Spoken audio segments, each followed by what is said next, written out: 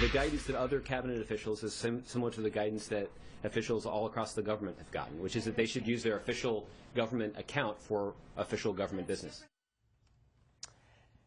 That was White House Press Secretary Josh Earnest outlining government policy on email use. We now know then Secretary of State Hillary Clinton, at best, simply didn't follow the rules. And since this scandal broke, there have been a lot of questions about the inevitability of Hillary Clinton as the Democratic nominee come 2016. Just take a look at the latest Fox News poll. When asked, does the word honest describe Hillary Clinton? 52% of Americans said no. Compare that to April 2014.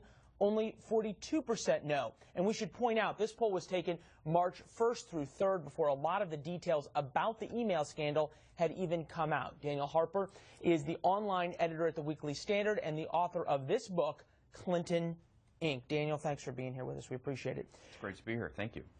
Take me through this. You've got a lot of sources inside Clinton world. Are they in panic mode yet? Yeah, it appears to be that they're in panic mode. Look, they've known about this for 6 months, and yet they never devised a strategy for how to deal with it properly. I think one thing they found... Is it because they just couldn't come up with one? There isn't a strategy? Well, I think that's part of it. I think the other part is they didn't really realize that we're in 2015 and that campaigns move differently and that this kind of thing can dominate the campaign cycle and won't go away until questions are answered. One thing I've found strange is that the Obama administration now realizes that it's a scandal for themselves, that they look bad, and they're beginning to sell her out a little bit. You see that with Josh Earnest in that clip that you played. Well, Marie Harf as well. You sort of seen the kind of saying, Jared even saying we're washing our hands of this one.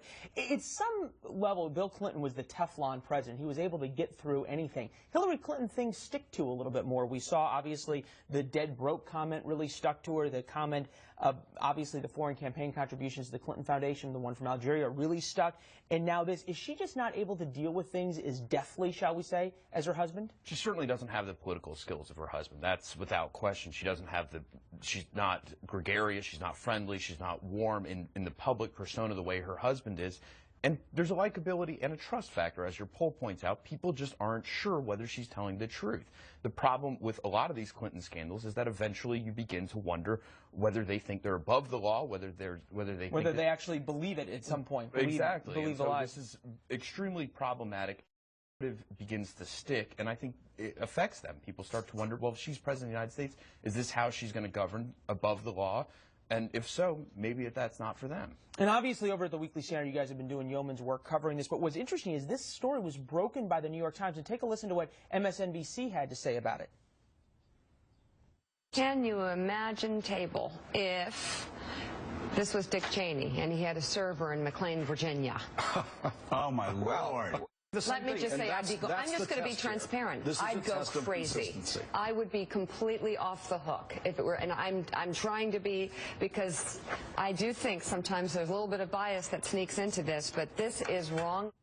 A moment of honesty from Mika Brzezinski there. But on the other hand, you had Jack Schaefer write in Politico earlier today. He said, Team Clinton will beat the press again. That was the headline of his column. Who's right? Well, they also had a Bloomberg report saying that the Clintons believe that the press will eventually forget about it and move on to bigger issues.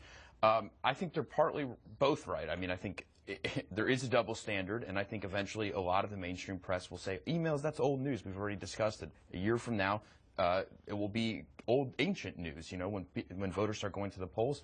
And obviously, that's what the Clintons want. They don't want this sticking in the way that many people might, in the way it might with many people. And now, obviously, we'll have to see whether this derails her campaign even before it starts. A lot of people have said that as a possibility. It certainly made a lot of bedwetting on the left, and a lot of them are looking toward other candidates. Daniel Halper from the Weekly Standard, we appreciate your time, sir. Thanks. Thank you. All right. Uma? And still ahead, another